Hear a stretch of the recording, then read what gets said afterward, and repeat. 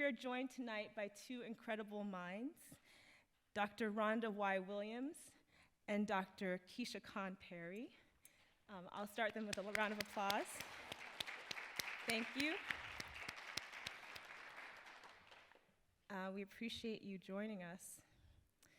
Before we begin, I want to again acknowledge that this conversation takes place on land that is part of the traditional and unceded territory of the Lenape people. And we pay respect to Indigenous peoples, past, present, and future, and uplift their continuing presence on their homelands and in diaspora.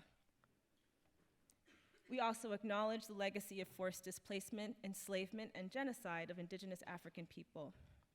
We understand that our existence on this campus, using the resources of this institution, has been enabled by both a history of land and labor extraction that is tied together with the realities we are examining today. Dr. Williams and Dr. Perry will be reflecting on the ways that Black women throughout the Americas have mobilized and are mobilizing using community organizing, disobedience, and other forms of radical struggle to reclaim citizenship, housing, and simply the right to exist in the face of systemic machinery that subjects Black residents to eviction, foreclosure, land loss, forced displacement, and deadly policing in the form of so-called urban renewal projects. Dr. Williams wrote Concrete Demands, The Search for Black Power in the 20th Century, and in 2004, The Politics of Public Housing, a groundbreaking text that centered the voices and analysis of Black women who were organizers and residents within public housing, whose agency as, I wrote agency as agents of political power, has often been underestimated and overlooked. Dr. Williams is professor of history and the John L. Siegenthaler Chair of American History at Vanderbilt University. Dr. Perry is Presidential Penn Compact Associate Professor of Africana Studies at UPenn. She is the author of Black Women Against the Land Grab and is currently writing the book Anthropology for Liberation that draws heavily from her ethnographic research experiences in Brazil, with an emphasis on the complexity of doing activist research amidst racial and gender violence. Dr. Perry is part of a team of 16 researchers for the National Science Foundation grant, Research Coordination Network, Housing Justice in Unequal Cities, and serves on the board of the Washington, Brazil office. Of course, this introduction is truncated and does not do justice to the complexity and impact of your work as researchers and engaged scholars. I feel very privileged to be in conversation with you tonight, and I want to make sure that we have enough time for everyone to hear your ideas and your insights and to ask questions. But I also encourage people, if they have time and they haven't had the chance to purchase the books. Our guests' books are on display and for purchase in the lobby, and do the research. And we also have a reading list available to you on the website that you can see the scan. You have a little barcode, QR code that you can scan, so you can read their work. Okay, so here are the 4 questions that I asked to frame this keynote, and then I will sit down and stop talking. I'm gonna name the questions now so that we can have maybe a more free-flowing conversation. We are in a housing crisis where houselessness is expanding, rent is escalating at new disturbing rates, corporate landlords are evicting people en masse, and private real estate developers seem to be winning their war against public housing. What is your perspective on how we got here? How is state-sanctioned violence, including police killings of Black folks, connected to real estate and other mechanisms of racialized capitalism? In the US and Brazil, Black women and others in categories who have been historically deemed unworthy of the benefits of social welfare are leading movements that demand not only housing justice, but justice on many fronts. What can we be learning from these organizers? And finally, what can we do? Where has your research taken you, and what motivates you to keep going? Good afternoon. Thank you so much for the wonderful introduction, and it's such an honor to be here. As I said earlier, I still get super duper nervous even after 17 years of teaching. I want to thank the organizers for such a wonderful event. And there's someone who's not here without her, I would not be here today. Of course, Professor Kim Hall, who was my professor in undergrad at Georgetown. Yes. Although I do remind her that had she not convinced me to consider graduate school, I'd be a lawyer today. So I don't know. Probably, hopefully doing the similar kind of advocacy work. But I want to thank you all for the opportunity. Just a little bit about myself in terms of my background with this. I've experienced housing precarity in this country, specifically homelessness or houselessness, especially when my mother was a student at Rutgers University. I think it's oftentimes not quite the people who think are homeless are oftentimes experiencing homelessness quite silently. So that's actually what triggered my initial kind of activism as a high school student, and then later on as a college student that took me to places like Argentina and Brazil and continuing that work. So, but today I was moved to begin with a little bit of a background story that hopefully just outlines and kind of frames the kind of work that I've been doing, and hopefully kind of warm me up a little bit and get some of the nervous jitters out to have a conversation with someone who paved the way for me as a scholar to focus on housing. And one of the things we talked about briefly is that it was definitely not a cool subject in 1999 when I started graduate school, and many people thought that I would probably not be able to build a professional career that is based on a social justice project around housing. So, but I want to begin, I want to dedicate the following reflection and begin with this reflection and dedicate it to activist scholar Donaira C. and her granddaughter Adriele. This day, she was outside playing soccer on the concrete walkway just in front of the three-room house located underneath the street. She lived with her grandparents. No cars can drive there. A short stairway serves as an entrance. Every car, truck, and motorcycle passing above them leave a trace of noise. The rumbling motors, loud music, and greetings shouted to people walking on the other side of the barrier that separates them from the traffic. Few drivers notice the people disappearing under the street. The recycling carts provide a steady stream of movement, offloading the canvas bags full of money-making bottles, aluminum cans, and scrap metals. It's where the faces of the men, women, and children who pick through garbage cans or wait for bar patrons to finish their drinks are seen. Black, brown, sunburnt, scarred, chiseled bodies. The bars in the city had generated more recyclables than the space under the stairs could hold until the truck comes the next day. This day, the concrete was clean, freshly swept by the old lady who only leaves her house to sweep, feed the stray cats, and the occasional doctor's visit, but the sweat of workers overpowers any smell of local food, the black beans and coconut milk, the fish stew in palm oil, beer. No broken glass was visible, making the concrete ready for child's play after eating fresh buttered bread and rich black coffee, sweetened without worry of the sugar disease that plagues her mother. She put away the black Barbies with little Afro puffs resembling her own curls that the teacher brought to her from America. She loved that they looked like her. She kept them in a blue cloth bag in the bamboo closet where her grandmother stored all her cloth. They needed to rest anyway. Her grandfather had sewn together a ball from the clothing scraps her grandmother gathered underneath the sewing machine, a work of art from a man who had never played the sport. This day, he didn't hear the sound of the workers or the cars humming above. He did hear the ball when it hit the metal door that separated their house from the street. Pelo amor de Deus, for the love of God, I'm going to take the ball away if you hit the door one more time.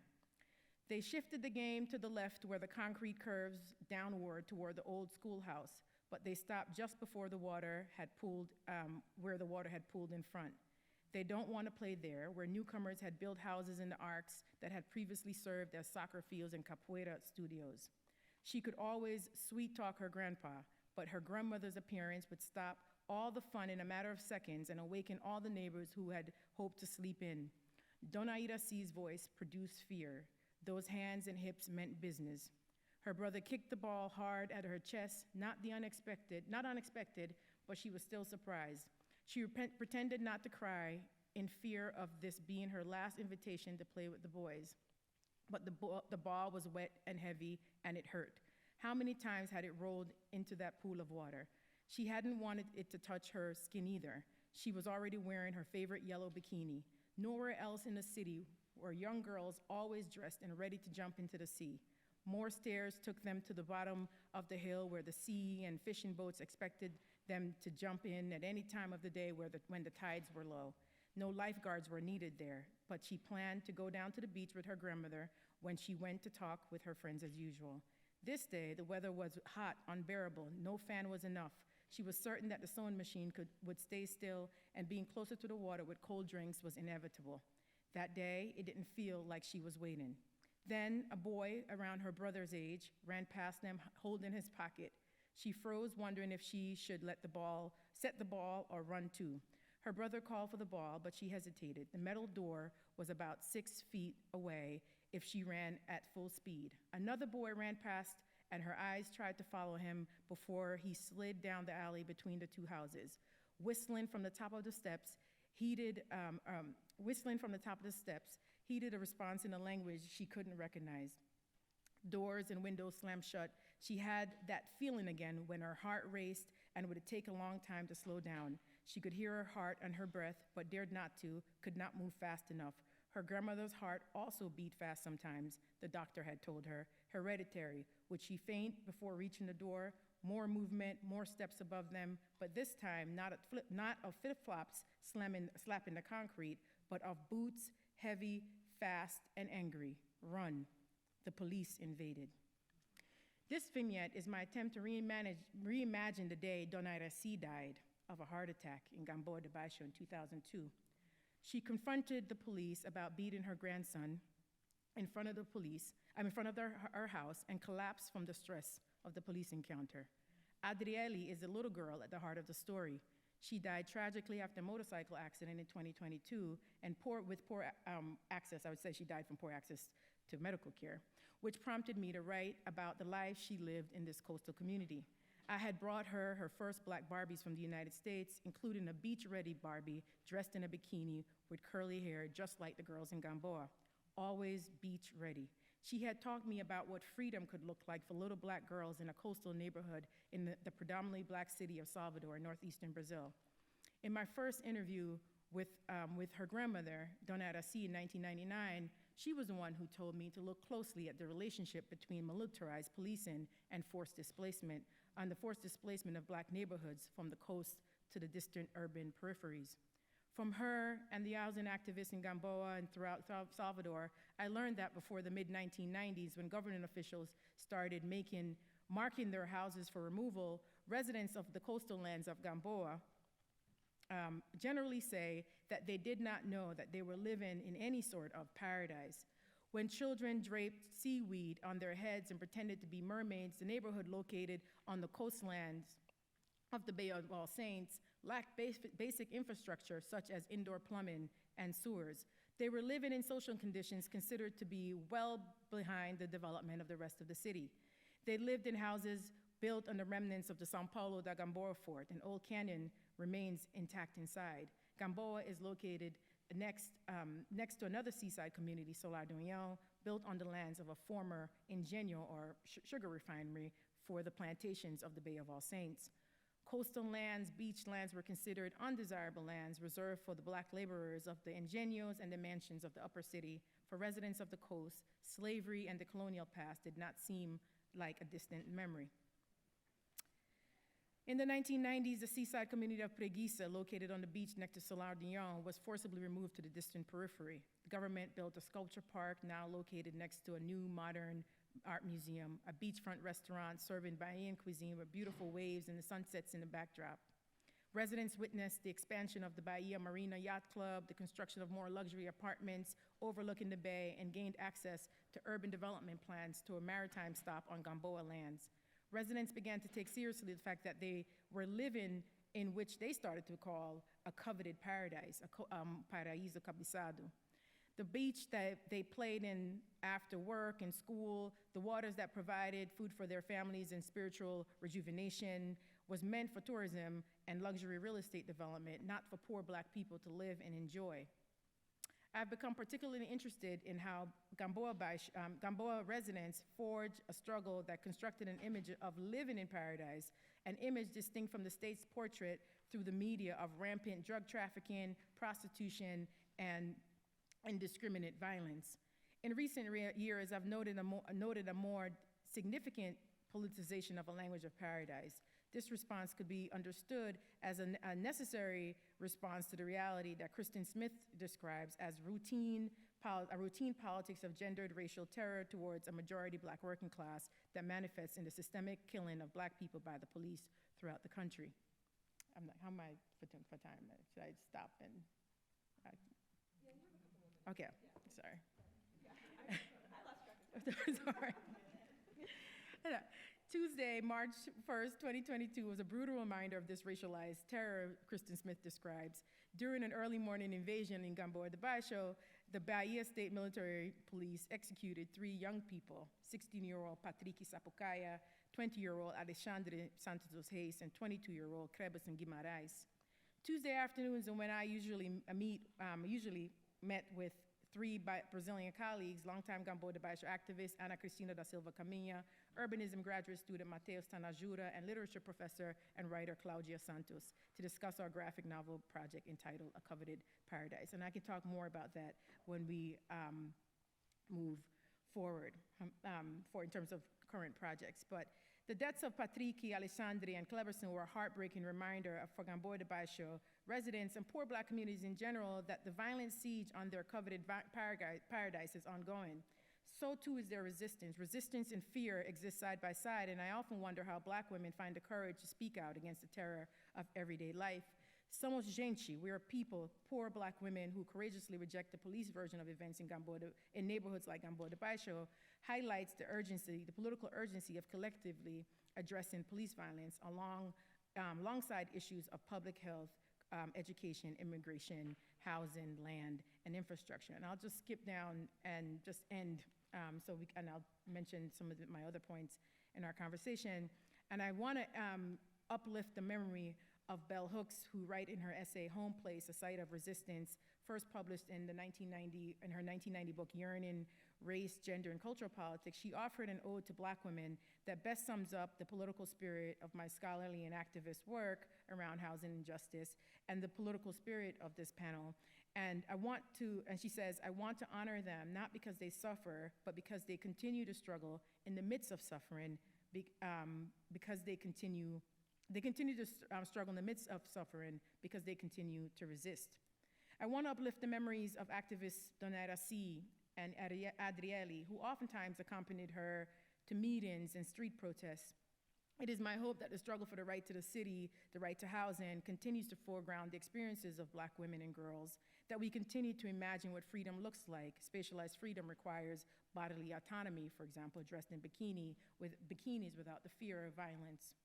That the ongoing struggle for housing continues to be intertwined with the struggle for Black life and humanity. So that's my opening comments, and I'll start there.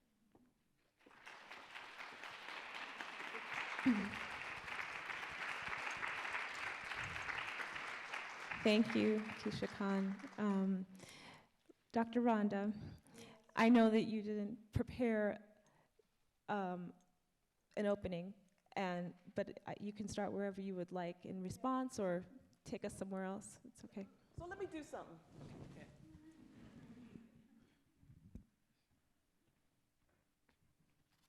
Hi, everybody. How y'all doing? Yeah? Wonderful. So I'd actually like us to breathe for 30 seconds. That's what I'd like us to do. And I actually have my timer set. I often find that we have a lot of conversations that are necessary around systems and structures and institutions and violence and suffering and resistance and struggle. And then sometimes I'm wondering how we all make it through. And so thinking in and breathing in the stories of the women who are in the politics of public housing, the women who Keisha-Khan has evoked, and all of the women who have given presentations today, who I listened to and joined their breakout sessions, I want us to breathe for 30 seconds, because I think it's really important that we figure out how we continue to sustain the work, not just through how we do more work, but through how we do collective care work and healing work in the midst of trauma and in the midst of witnessing the light that we require to continue to move on, and the courage. So 30 seconds.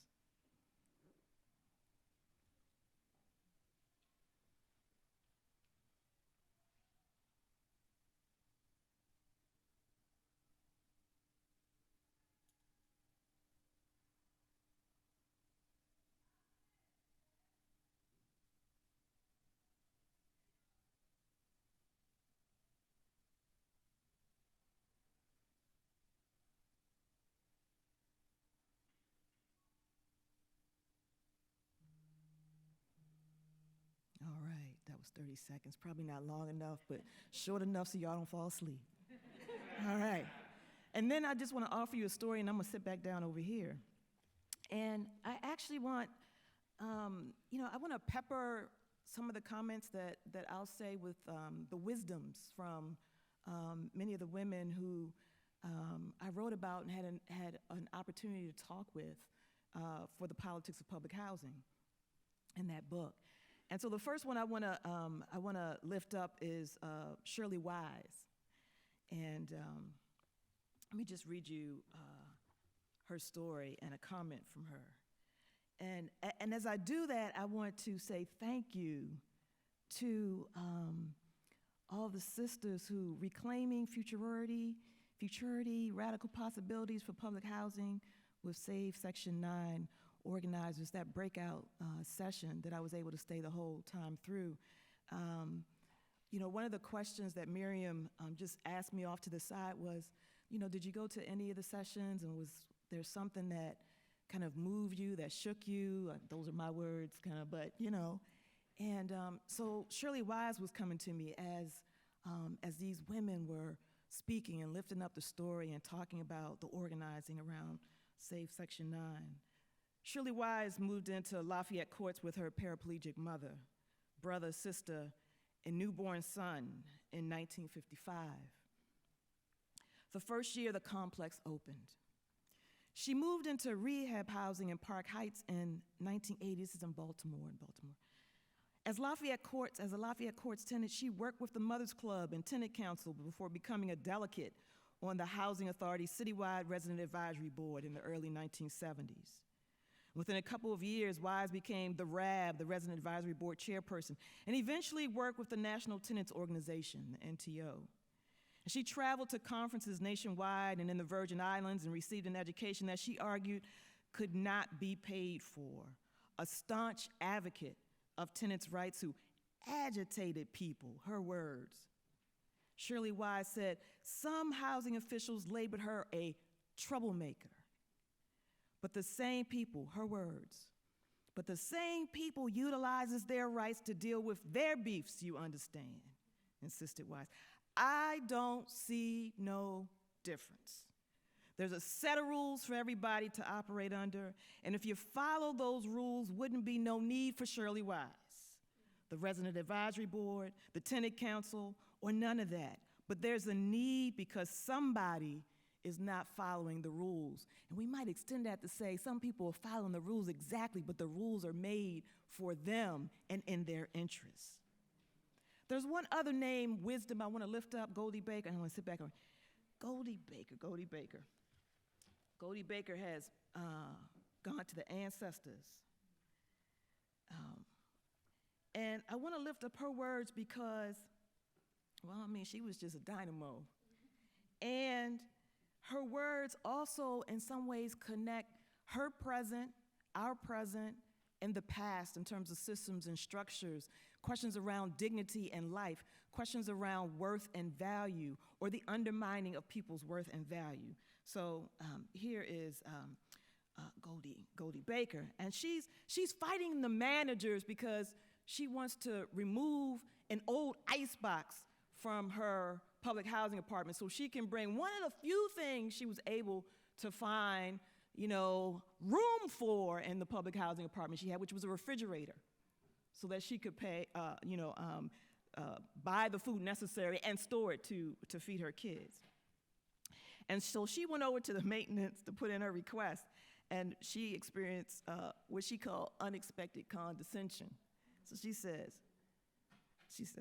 I didn't know the tenants had to go through all that kind of stuff they have been going through.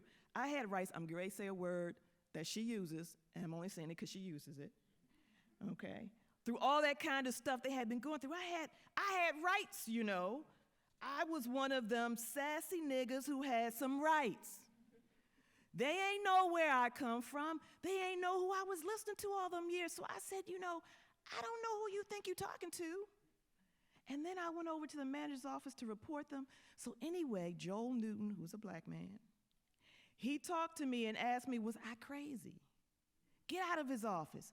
Honey, that's when I went to see the commissioner, who was a white man, and I told him, I don't know who Newton, think he's talking to.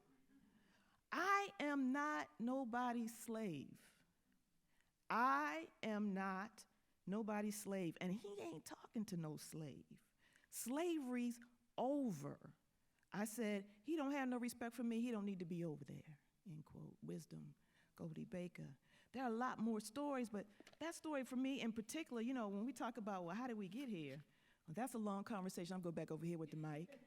And so that maybe we can start conversating about the big picture, how did we get here?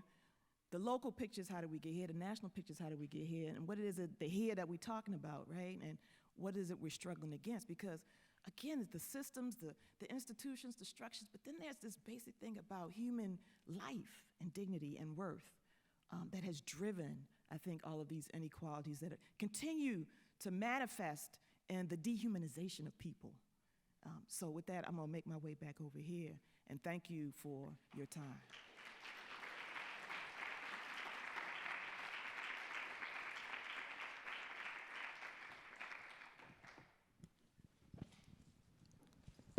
You made me think that you didn't have something prepared.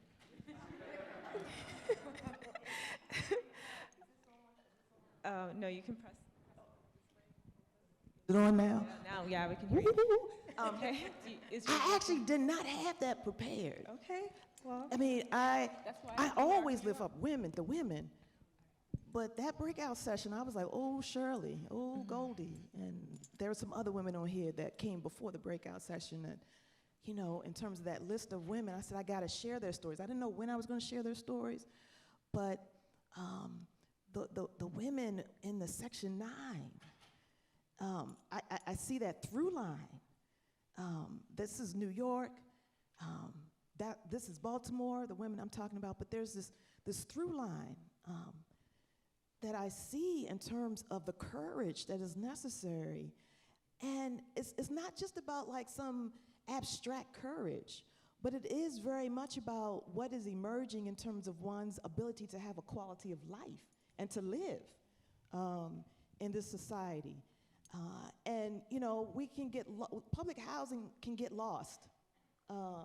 And I found that, Keisha-Khan talked about this. I found that with doing this work. I mean, one of the things I was told when I was writing this book and trying to get it published was, one of the publishers told me, poor black women, low-income black women don't sell, so there's no market for this here. And, there were parts of me that were like, angry. And there were parts of me that were a little distraught and disappointed, and then all I had to do was open the book and hear Shirley Wise and Goldie Baker, actually who were still living before they got to see the book and before they Shirley Wise still with us, Goldie Baker transitioned. But I'm like, distraught and disappointed is nothing compared to the stories and the need to get the stories out and to understand what these stories tell us. That's not just about them, but about the state of the world that we live in. that would treat people certain kinds of ways because of their race, because of their gender, because of their class status, because of the ways in which they are not part of a white patriarchal hetero system, right, in a racial capitalist society. At least they live in one, but don't necessarily avow to benefit and be a part of what that society deems worthy or acceptable for them, right? Or deems what they think is acceptable for us, whoever the us is, right? And so what are the counter narratives and the ways in which we are all moving in the world to kind of challenge that? And it operates in different ways in different spaces. So I didn't have it prepared, but Keisha-Khan. Just to add to that, a lot of what I got was, did you cite these women on purpose in terms of as scholars within the text? So they occupied equal space in the text in a way that we would engage even Bell Hooks or Michel Foucault and others. So the idea that they were mostly unknown Black women that I credited for being my intellectual, not just people from whom I extracted information from while doing research, but that they actually were my co-thinkers, that they needed to be acknowledged in a similar kind of way as my intellectual kind of interlocutors. I think people were kind of surprised by that. And I think I still attempt to write in that way that show that they're on the same kind of thinking field. I think part of the struggle around housing justice in places like Brazil that I've noted, and I think it's global, is that people are making decisions about poor Black people precisely because they think they have no thought, and they're absolutely, they lack the capacity to think about or to articulate their own needs, right? So I think much of my work is focused on really emphasizing Black women's thought, the ideas they have about the city, the ideas they have about rights, human rights, dignity, humanity, et cetera, how they construct their own homes, how they're informally trained architects, urban planners, et cetera. So I think rethinking how we engage Black women as thinkers and practitioners, and just having the capacity to shape public policy, I think is something worth thinking seriously about. So I appreciate the fact that you've given in your own work so much space to Black women's words so that they can speak for themselves in their own words. And I'm deeply inspired by that and continue to do that myself.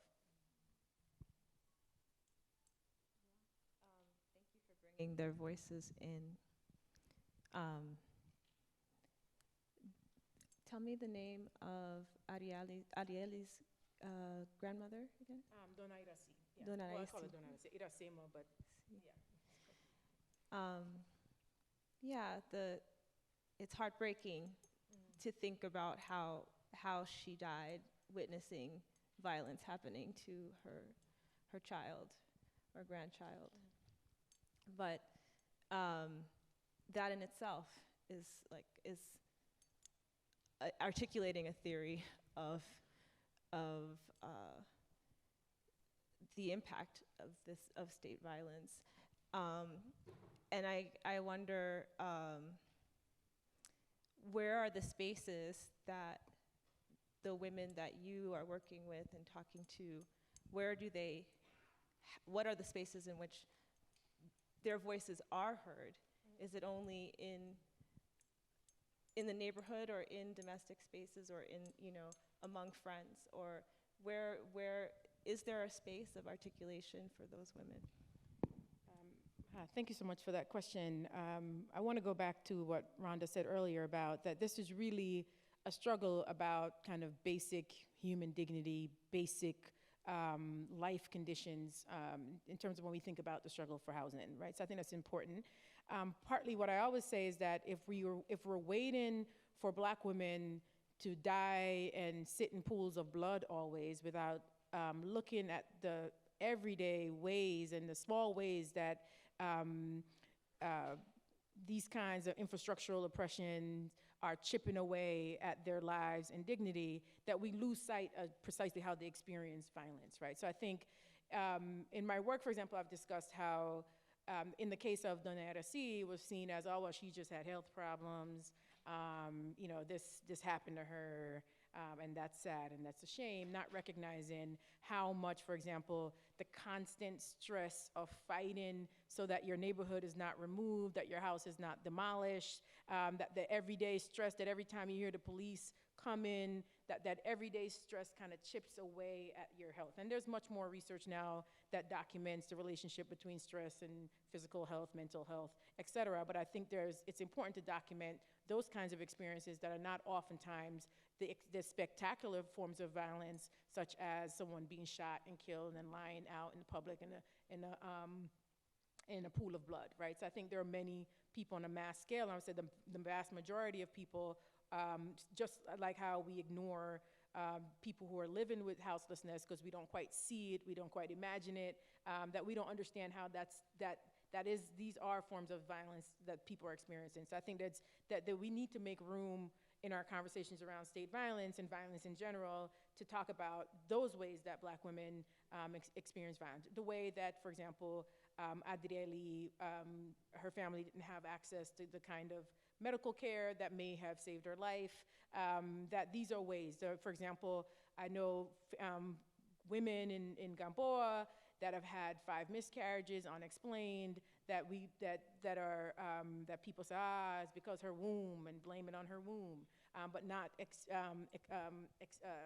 making the connections, the broader connections around the environment, climate change, access to nutrition, education, et cetera, et cetera. Or even, so there's just many ways that we can expand our thinking about state violence and violence in general that encompasses the complex experiences of Black people. We also have to ask ourselves the question is that what is our investment in only looking at the spectacular moments of violence and who gets left out? And when we're thinking about that the key issue in the United States today really is houselessness, right? That it is probably one of the most most important issues that people are facing, the cost of housing, the cost of nutritious food that's also connected, the displacement of neighborhoods, policing is deeply tied to that. The fact that we don't center that speaks to, what purpose does that serve for us in the anti-racism and the feminist struggle more broadly, to ignore the mass ways that people are experiencing violence. I mean, so when we think about just how much people spend, we normalize housing precarity, we normalize how much we spend on housing, we normalize how we are mortgaged to death. There's something to be said about what gets lost in not thinking and centralizing this question of housing justice, and how women, specifically heads of households, children, are at the center of those violences. I want to jump in here and say, this conversation about the part that you said about spectacularized violence, and what do we miss? Important things to focus on, obviously, and what do we miss in terms of the various manifestations of violence? So I want to ask the audience, how many of y'all like greens? Collard greens, kale greens, whatever greens. How many of y'all can soak them in your sink? Soak, because you're supposed to soak your greens, get the dirt off, right? So, can I see the hands real high? How many of y'all can soak them in your sink? No worries. So there was a story that Shirley Wise told me about making some greens and wanting to soak some greens when she was living in public housing. So there's the one thing about how do we make sure in today's world we have access to public housing and that it exists, right? And that we separate that conversation from affordable housing as we relate it to affordable housing so that one doesn't get missing under the other, right? And then there's the discussion of the state of public housing and the disinvestment and lack of investment from the beginning. So the disinvestment now, but the lack of investment, levels of investment from the beginning of public housing and the housing stock, right? What people had to move into.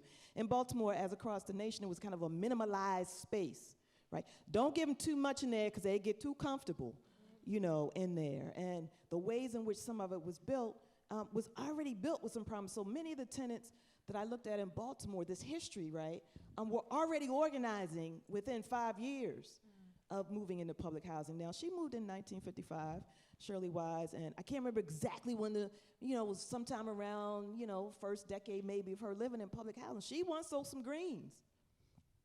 Soak her greens in the sink so she can make some greens, right? And others in the complex also wanted to do the same.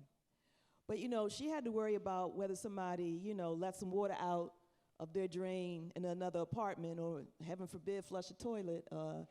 Some kind of plumbing issue began to happen that would ruin her greens. Y'all get what I'm saying?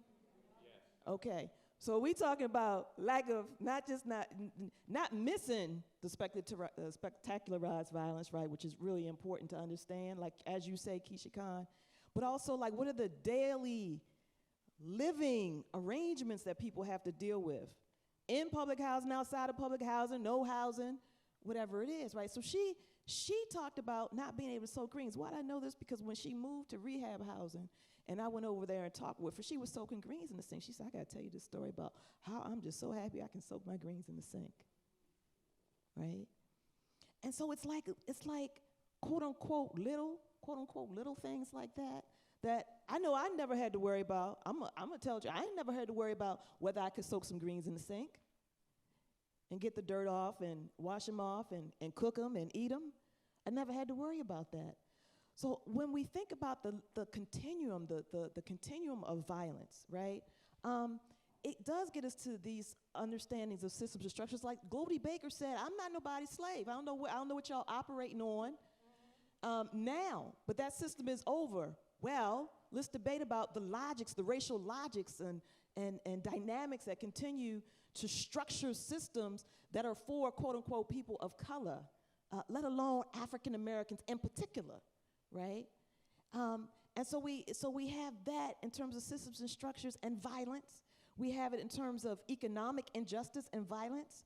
We have it in terms of where public housing was located and violence. In Baltimore, public housing was built in some ways to actually prevent integration, to ward off mixed race communities, right? And then when you get into it, right, if you're not on top of it, if you're not actually talking to the managers, or when you talk to the managers, they talk down to you, or you're struggling against the managers, the very ways in which some of these places are built in a minimalist, anti-dignity, anti-worth way.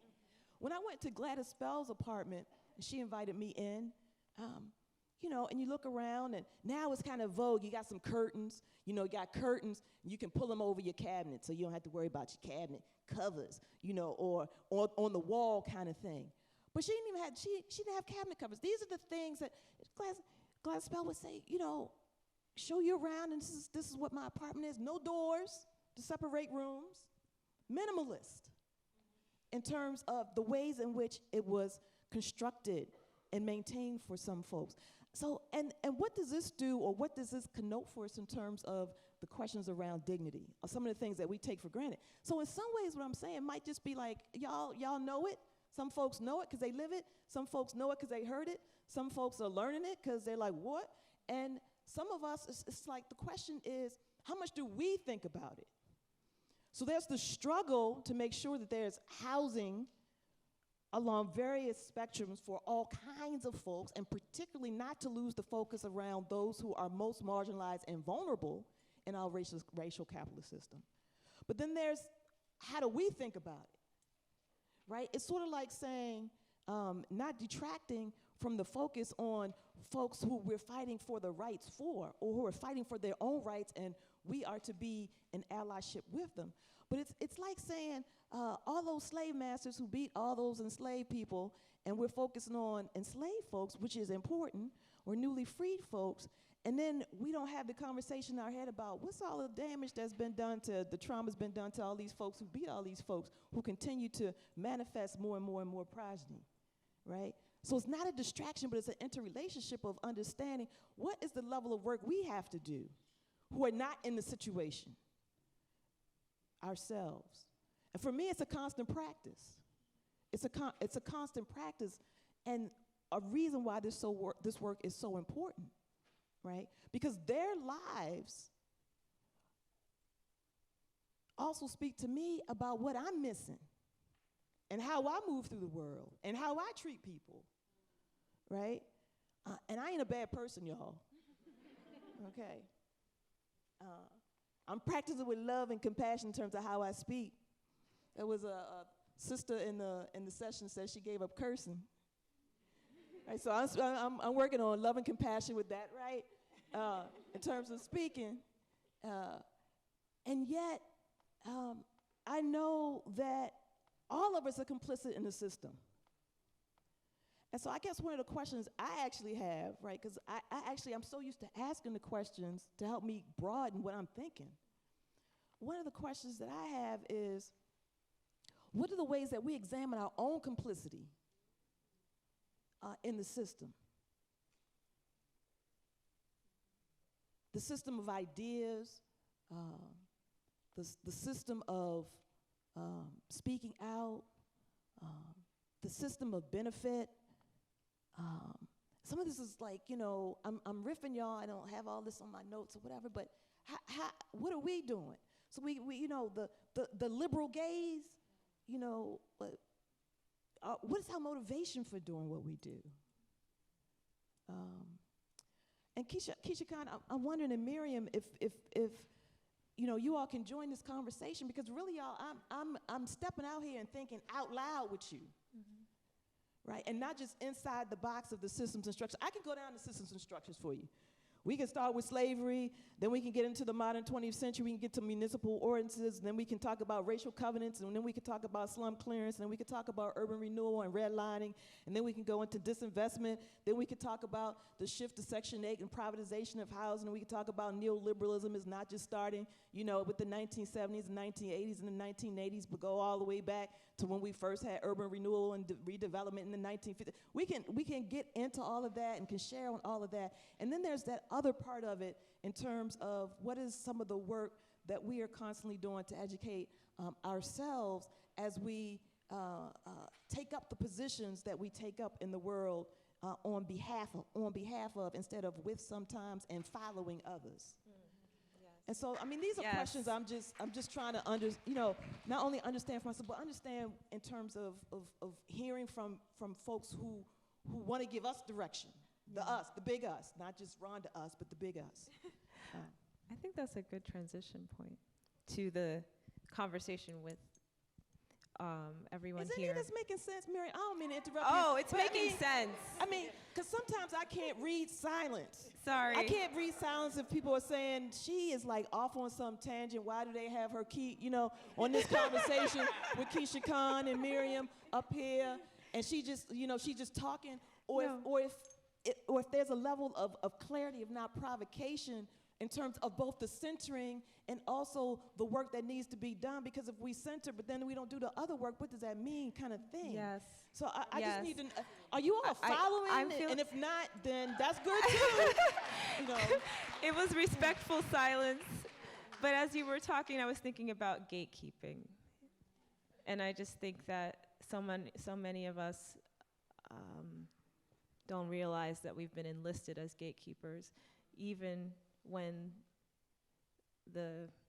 even to keep another who looks like us out for whatever reason. And so we're so conditioned around gatekeeping that we, especially when it's happened to us actually, I think then you really know what it looks like and you know exactly how to do it. And whether that's in the world of work or in housing, I don't want those houseless people in my neighborhood, or whatever the messaging is that we participate in, the kind of prescription around worthiness, you can only have this if you X, Y, Z, and so because I did it, I should have it, and but you who paid your rent but didn't, qualify for a mortgage, there's something wrong with you, or you who has a family member incarcerated or has encountered the system in some way, there's something I think, unfortunately, even when we disagree with those things, we have all of this moral code absorbed in us, and we become part of the problem so easily. So, yeah. Now, I was going to say that this point about even focusing on structures versus on even some of the everyday realities and the peoples that drive these structures. One of the things that I'm always saying to my students is that there are people who are building the walls and people who are participating in making sure that these systems stay well-oiled and these machines stay well-oiled and these logics continue. We are going to be the urban planners. We are the ones who are deeply invested in our identities related to property, but not in terms of collective access to social goods, but really private ownership of goods. We are these people who are buying into the preservation of segregated neighborhoods. We are buying into these very logics. So we have to really think seriously about who we are in the world and how our identities are deeply tied to these forces of inequality. And who are we if we don't, for example, need, excessive housing while others live without housing. The same goes for healthcare, et cetera. I think the other public good that people oftentimes ignore is the significance of water as it relates to, you made the point about water, I think is really important.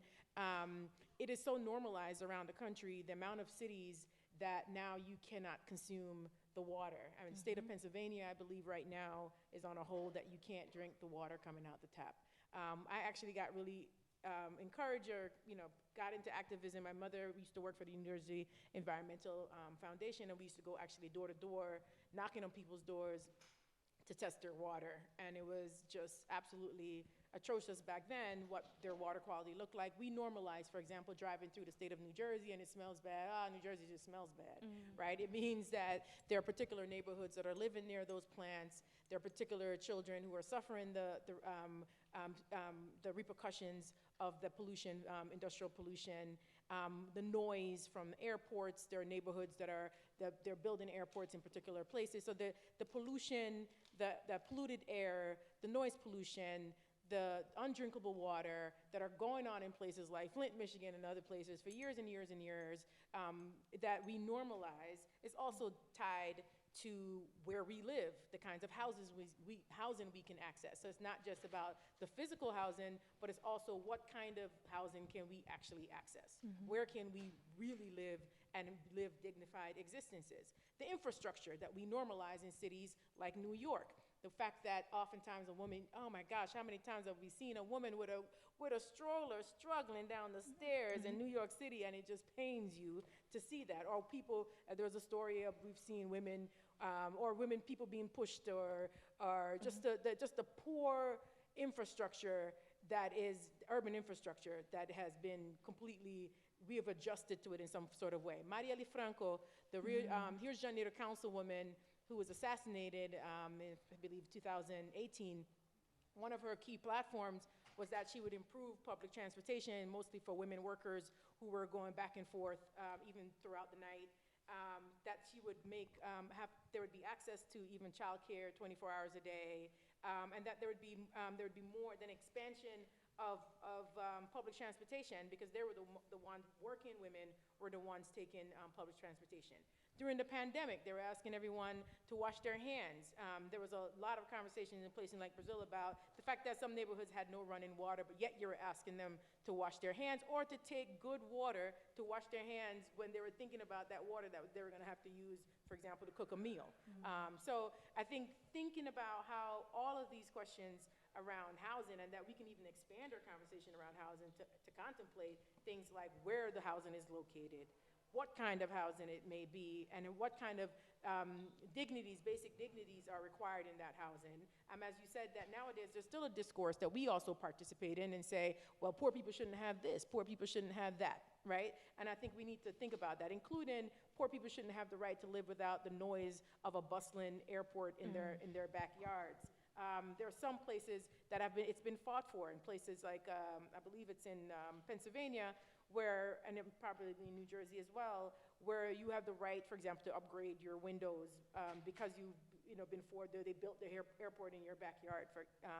So I think there's something to be said about expanding this conversation to think more broadly about what encompasses it, but also how we participate, how we, as many scholars have written, have a possessive investment in housing segregation and poor housing, and the fact that it requires a collective buy-in in order for us to see housing as a public good. Most of us, whether or not we're homeless or not, are living with homeless precarity. You should not be spending, even though you should not be spending 40% of your income on housing, and most of us are spending more than 40% of our housing on income, income on housing, sorry.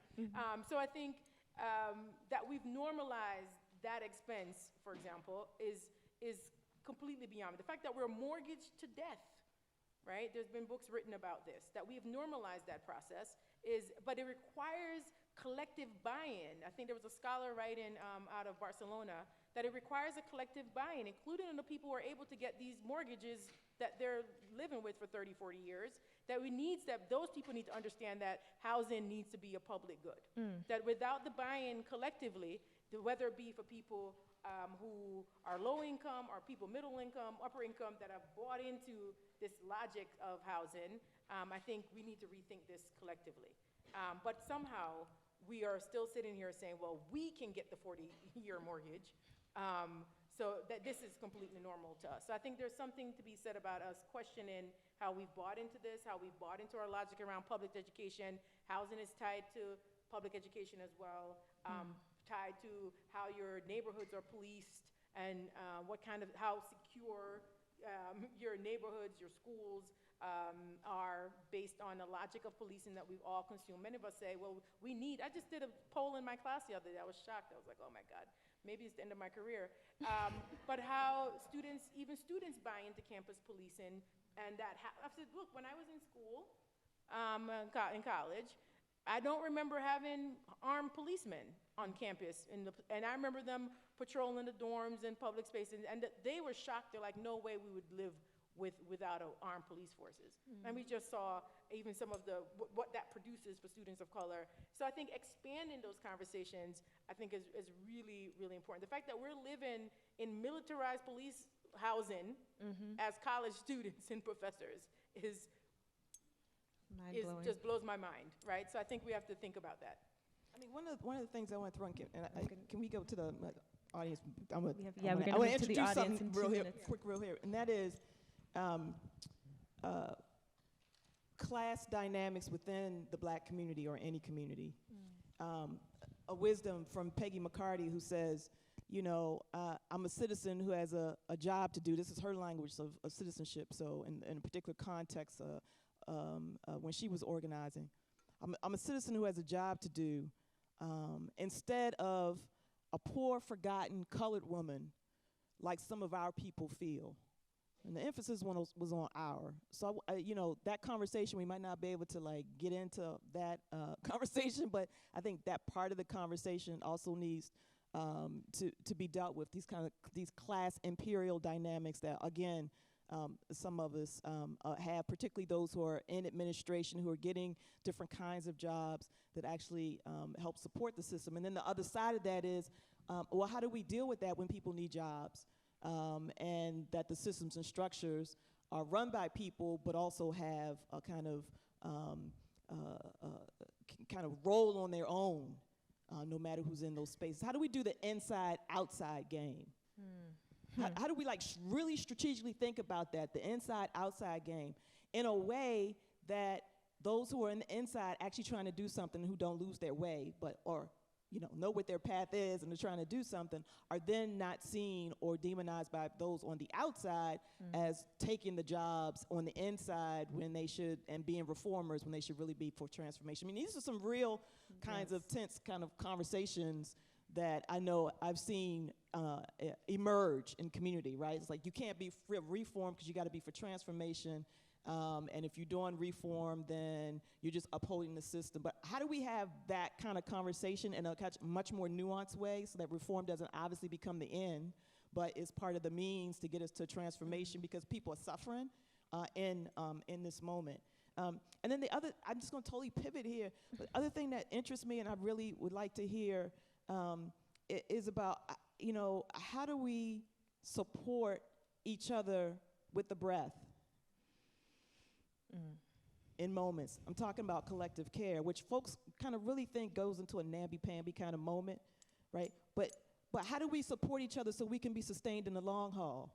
The people doing the research, the people doing the advocacy, the folks who live in public housing, the folks who are trying to find affordable housing, the folks, I mean, how do we do that health collective care work? When do we breathe, and what kinds of structures do we also need to set up to make sure that is taken care of so that folks can have those spaces to continue to do the work they need to do and not be on 24/7? Right.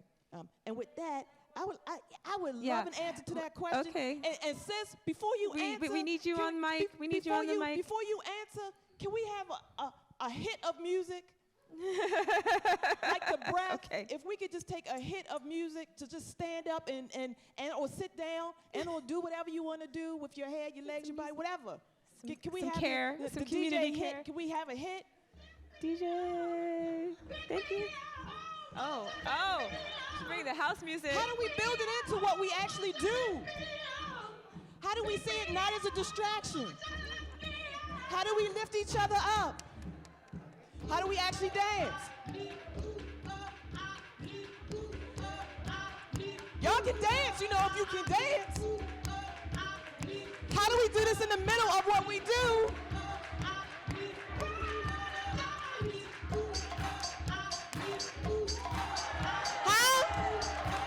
So that we feel happy when we get back to the work. Huh?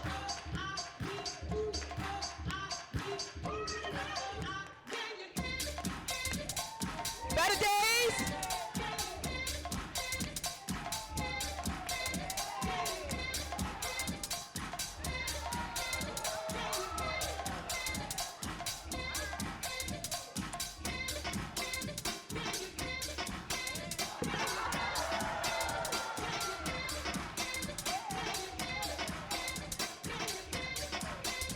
I'm old, y'all.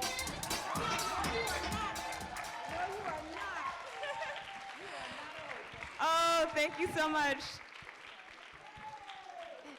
Miss Scott. Can somebody get her a microphone, please? I just came out the bathroom, and I said we need to have a healing place so that people can express how they're feeling when they're overwhelmed, because we don't have that. Yeah. We don't have a place that after you worked harder, you did, because we work for Save Section 9, but it is tremendous pressure, the stuff we have to deal with sometime and try to speak to legislators. But like just what you did was amazing, because we are so busy trying to be this, I'm this advocate, I'm this, but when do you be me? When do you get a chance to be me? And I asked her, I just said we need to create a conference where we could just let go stuff. Like I said something about my personal business in the housing conference. I was like, what the hell? I was mad about Spirit saying for me to say that to y'all, but I said it. But I needed that release, because that was 26 years of me of me knowing that where I came from.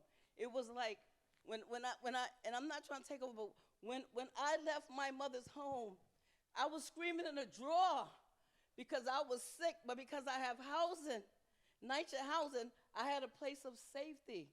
And so many of us, you have these ties and these suits on, but you don't have a place of safety. And we need a place of safety.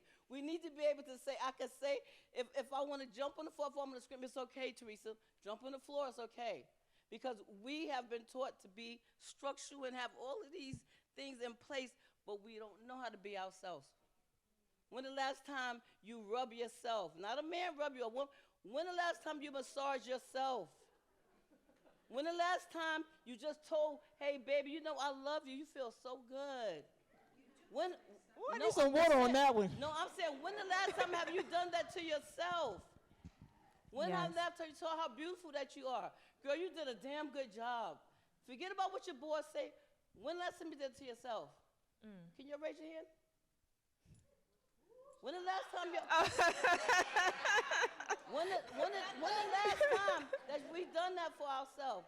Because we're told that we can't do those things, and that we are now to, because we're in these places of business or professionals or whatever. It's like, yeah, I live in Houcher, I live in Nitcher, and I do work, but I'm a woman. And if I would allow my body and what I was dealing with last night to stop me, I would not be here. But I pushed, and I came, and I got healing today. Even though I was talking about housing, but healing came for me. That dance was healing. Thank you. And I'm complete. I could say more, Okay. but that's my Thank you. Yes, go ahead. I just have something I wanted to add briefly. This is so important. Thank you so much for that. One of the things that a lot of the activists that I've worked in Brazil have been talking about for years, they talked a lot about housing, and I've written about this, talk about housing, better infrastructure, better sewers, better cleaner water, including even cleaning up the ocean front, all these conversations around participation in urban development, redevelopment, the right to the city. But what they realized is that a key part of that was also an important discussion about who they are as Black women, especially as it relates to their own sense of autonomy and freedom and bodily freedom. So for one, it might be the simple example as I use about wearing a bikini, but for a lot of them, it was about sexual freedom. A lot of them talked about what you see, for example, how could you be out there fighting for better infrastructure, but you're living in a relationship that you're not fulfilled or you didn't experience pleasure. So a lot of the conversations around land rights, housing rights also had conversations about, do you feel pleasure in your relationships? Are you in the kind of relationship that you want to be in, right? So what you've seen over the years are more women taking control of their bodies about when they want to have children. They take control of their bodies about what kinds of sexual experiences are important as a result of those social movement spaces to discuss housing rights, land rights, clean water, et cetera, that it became collective spaces to let go, right? Also space and time to dance, to move. I play music in my classes, and my students look at me like, oh Lord, here we go again. The 1990s, okay, it's a historical moment. It's a history book, a history project in the making, a dissertation project from the 90s. But I think it's important for them to, I feel like sometimes we don't listen anymore to music. We don't dance anymore. How many of us, in the process of cleaning up whatever spaces we have in terms of houses, I just remember that the gospel music was the driving force for us to clean, or even just the reggae music and getting low under the cabinets as part of the movie, so the soca music. So all of that is also related to how we take care of our home spaces and the joy we have with little resources to go to a movie theater, public spaces that we're oftentimes unwelcome in, that we stayed at home and listened to music. And I see this across the diaspora, whether it be in a small community in Salvador, or whether it be in Newark, New Jersey. Those are the same rituals around cleaning, enjoying each other's company, dancing, making food, as well as stealing away with a lover at whatever time of the night and coming back, or down to the end of the street or whatever, or on the beach front. Not from personal experience or anything, but Yeah, I mean, picking up with Keisha-Khan. Story circles. Story circles I'm gonna give begin her a now. break. Woo, what the shift gears.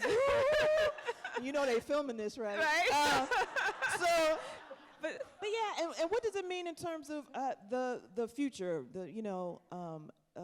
Imagining housing in the future and justice and built on love and compassion. And I just want to lift up one project that I know about that's going on in Baltimore that you can kind of Google and find out more about if you like. But just the name of it itself, it's a project in East Baltimore where there was a lot of public housing. Lafayette Courts was one of those places that used to exist there before we imploded all of our high-rise public housing complexes. It's called the Village of Love and Resistance. So what happens when we start from that kind of point, not only in saving what we need to save, and making sure that the structures that exist are rehabbed for the community, and that new housing is built for community accessibility, particularly for the low-income, marginalized, most vulnerable economically. But just in terms of kind of cooperative housing ideas, right? And so the Village of Love and Resistance, I'm just going to read you their mission. Our mission is to co-create a cooperative community in East Baltimore owned by Black and brown people.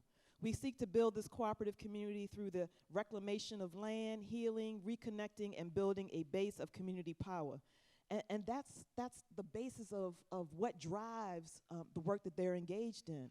They're talking about collecting abandoned housing and getting the community involved in that, getting community approval to rehab that housing, generating funds for community that would come from the sales to people in community.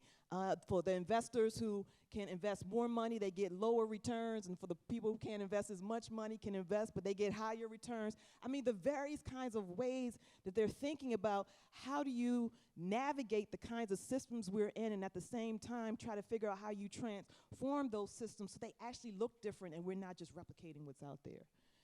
So the Village of Love and Resistance in Baltimore is one of the things that I kind of want to lift up. And I'm sure there are other kinds of models as well. But the whole idea of love, what are we moving from when we organize and when we're doing the work we're doing?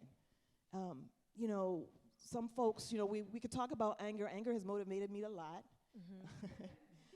But I need to transform anger, otherwise it'll eat me alive. And so, this idea of moving from anger and hatred, how can we move from love and compassion and healing in a way that still gets us to where we want to get at the end? It's not like we giving up something, right? We're just not trying to regurgitate and reduplicate the kinds of energies that are out there in the world.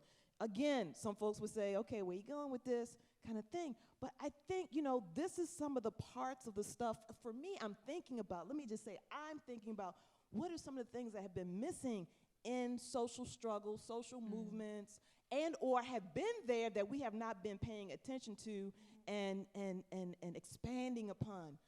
I remember, Sonia Sanchez saying, girl, after we got out there and marching and stuff and doing all that stuff out in the streets, we would go dance, have a party, sit down and break bread. Tony K. Pumbar talks about this, and the whole idea of what does it mean to be well, right? Period. No, thank you. We have time for 2 more questions. Hi. So not a question, but it made me think.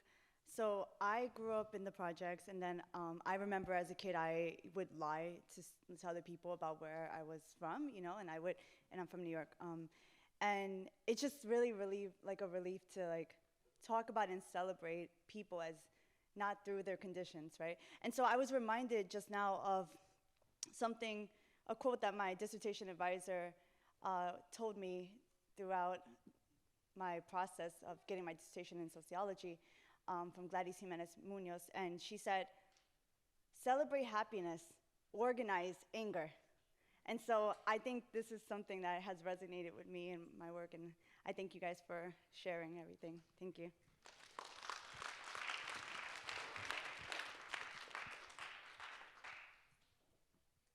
Ms. Sims, actually, do you mind if we hand you a mic?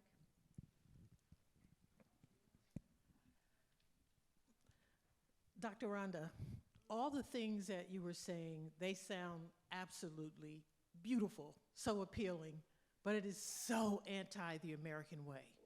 I mean, it really is. It's not how we're conditioned to be and to live in this damn country of ours.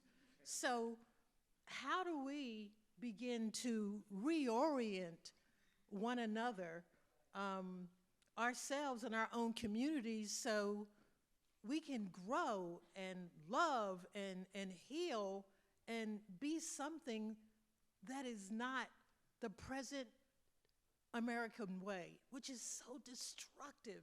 It is so anti-life affirming. Where do we start? Another song, no. That's coming. I mean, we start with the breath. We start with the conversation with each other. We start in these kinds of spaces. We just start wherever we are. We start. Do you give yourself some time to, not just tell yourself how much you love yourself, etc. But just to sit down and see what's running through your head.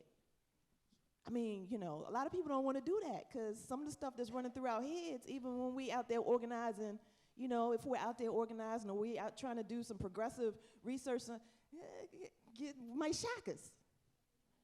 And so we got to do some of the internal work while we're also doing the external work and see that those two kinds of work are interrelated. We got to start with us and out there, right? And you know, one of the things, I actually meditate. You know, I was in a second breakout session. I unfortunately couldn't stay through it because I was getting a headache.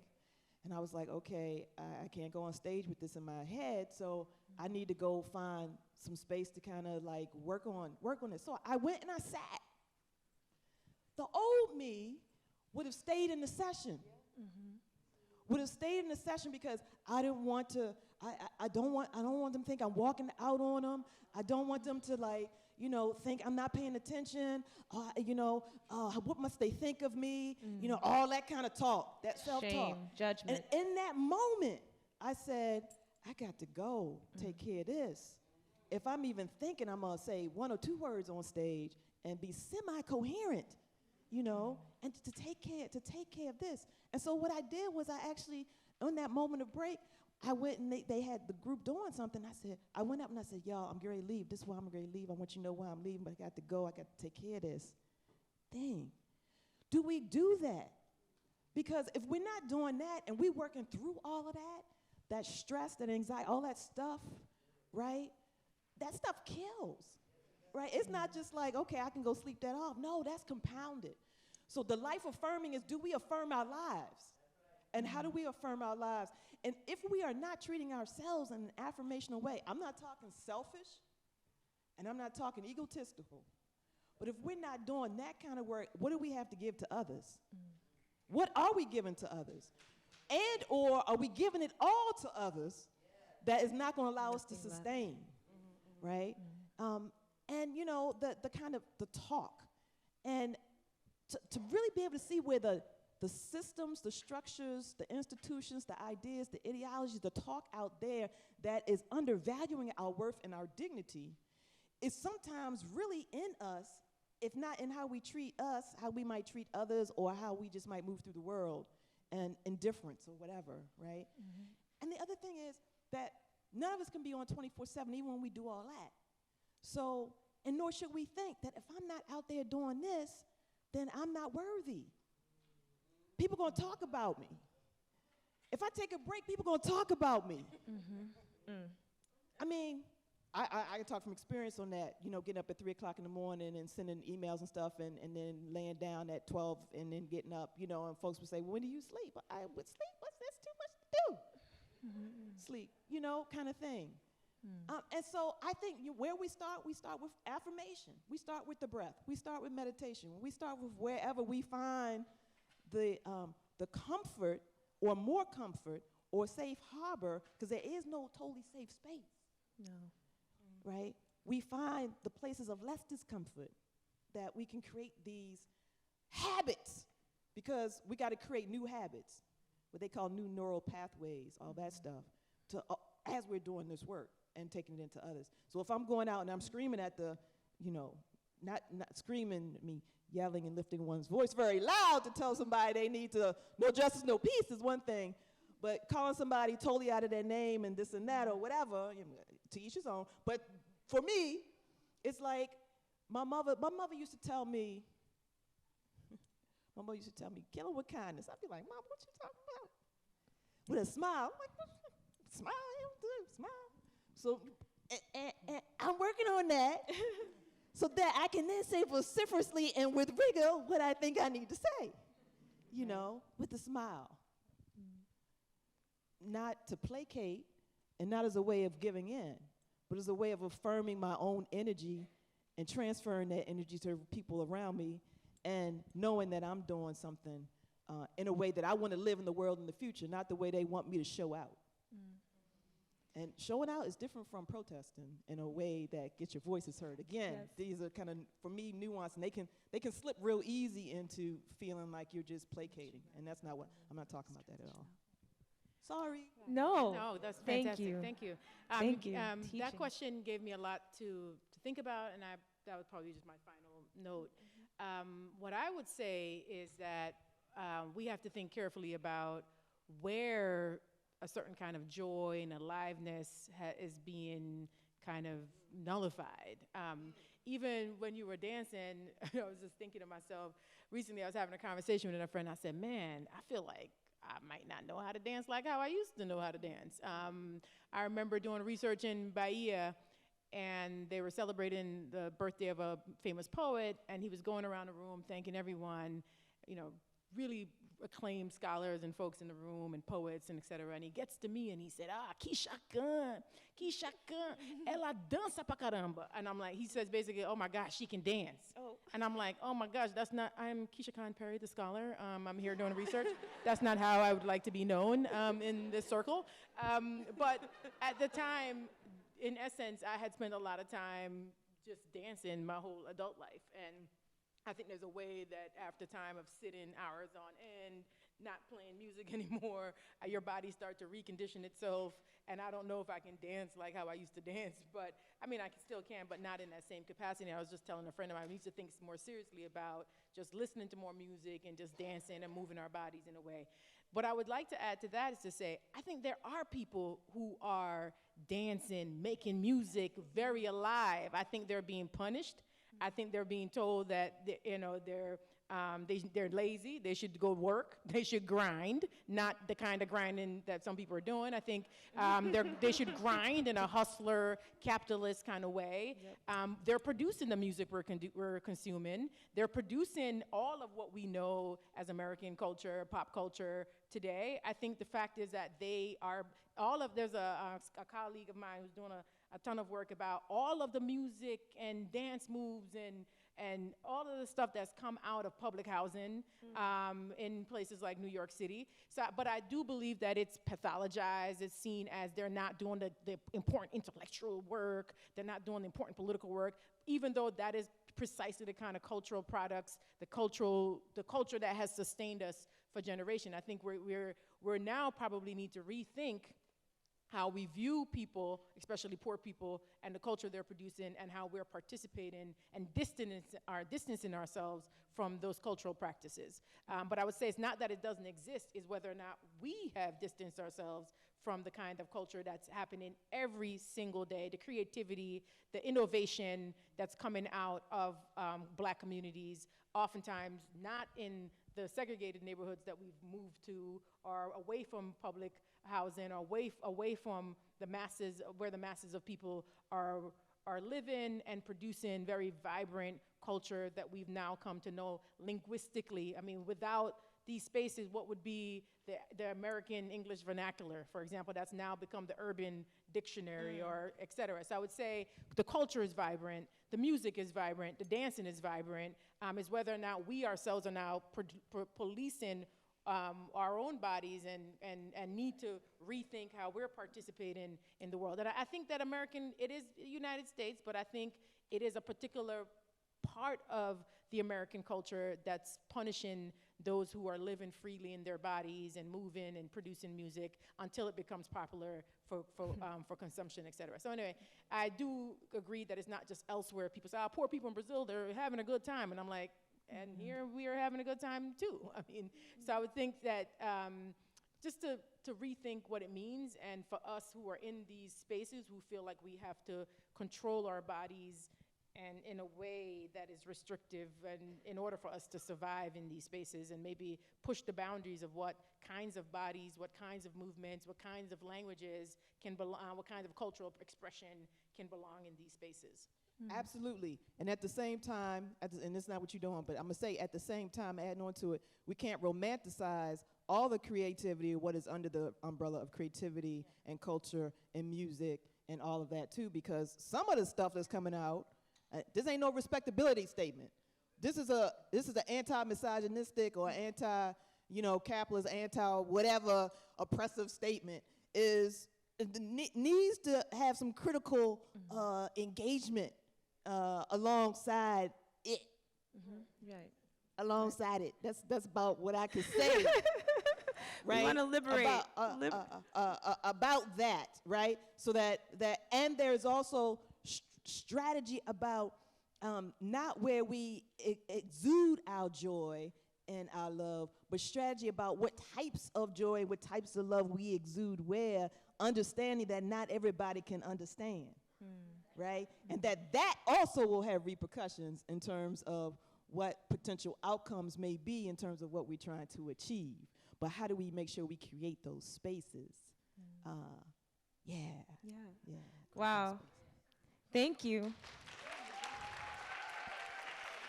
Thank you.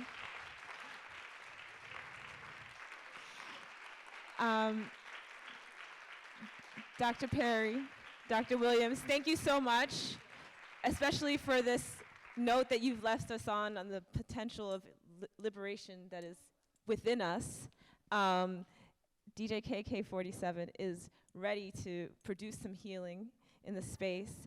And before she starts, which is really the closing of this program, I want to invite our co-director, Janet Jacobson, to come up and just help us close out this day. And thank you all for being here. Please do not leave. You have another hour of dancing. We honestly, actually, what's so funny is that we didn't plan this, but did I text you and say that the theme was healing? Yeah, okay. Yeah. Don't embarrass me now. No, but we thought about the fact that folks are in the trenches. Everybody is here doing something. You all came because of how important these topics are to you, and that we would spend the day talking about the difficulties and the suffering and the struggle, and so that we would need to release that before we go. We want to send you out with hope. So thank you. And before Janet get on, this is my problem. Stuff starts popping in my head. Our bodies are houses.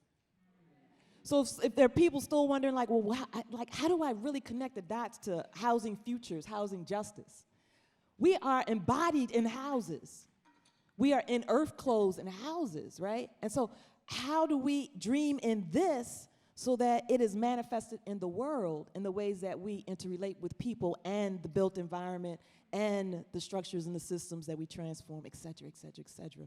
We are in temples and houses right now. So, yeah. That's it, yeah. All right.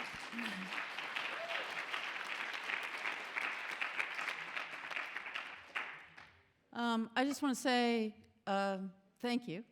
That's basically it.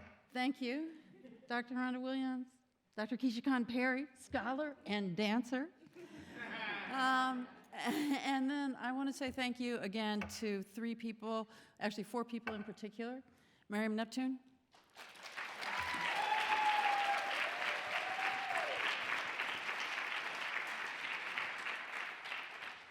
Sophie Kreitzberg.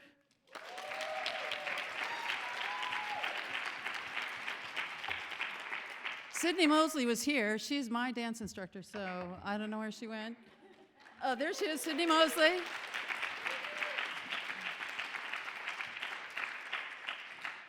And for me, the person who started this conversation with me, Pamela Phillips.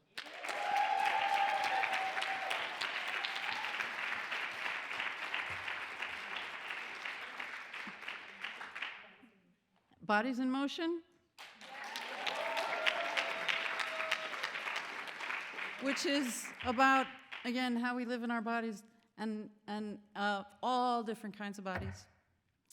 And I will say I became a full-time organizer in 1982 with an organization called the Washington Office on Africa. We did anti-apartheid work, and those parties were amazing. And so in addition to no justice, no peace, no parties, no justice, stay for the party. Thank you.